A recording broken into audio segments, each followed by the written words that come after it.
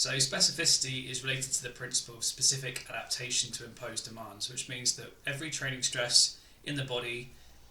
causes a specific response in response to it. So if we want to get stronger, we have to ensure that we provide the body with heavy load training in order to generate the tension required within the muscle that causes the kind of cascade of responses that generate change that causes the muscle to become stronger over time. It's the same with endurance training. If we want to become better at endurance sports, we need to give the body the aerobic stimulus it requires in order to generate the responses in the mitochondria, the capillarization, oxygen delivery, and various other responses. We have to provide it with something specific. And where people get confused often is they think that it has to be, or has to at least look like the sport or the event to be specific. And so you see kind of crazy exercises where things are trying to mimic the movements that you might see, and that doesn't necessarily provide the overload in the body that's going to actually create change that's going to enable the athlete or individual to perform better.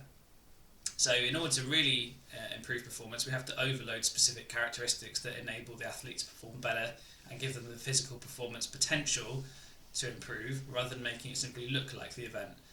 The closer and more specific a movement or action becomes, the harder it is to overload the action, and so inevitably it's more difficult to actually create change. And you can also argue that the closer you get towards the sport, you may as well be playing the sport anyway. And so if the sport's providing a certain stimulus, you don't need to give the body more of the same, because it can't possibly adapt in the long run as optimally as if you give it something that actually overloads the system in a way that's specific to what the athlete really needs. So what it comes down to is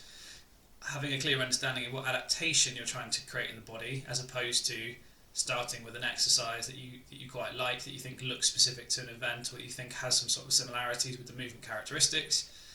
Simply need to start actually understanding what adaptation we want to change in the body, and then decide from there what kind of movements we might require to actually deliver that to the body. So if we take, for example, strength training, it's important we, again, provide it with heavy loads in order to create the tension in the muscle that creates change. And if we don't do that and we give it light load training, then again we won't create the necessary response. Similarly, if we want to increase the stiffness of tendons to make us more elastic, then we know from research that if we just use light load training, then we will create change in muscle size, but we won't get concurrent changes in tendon stiffness. On the flip side, if we do want to increase tendon stiffness, we have to provide heavy load strength training, because we know that, again from research, that if we can do so, we are able to both concurrently increase muscle size and strength, whilst also increasing collagen synthesis, which is what underpins changes in tendon stiffness characteristics.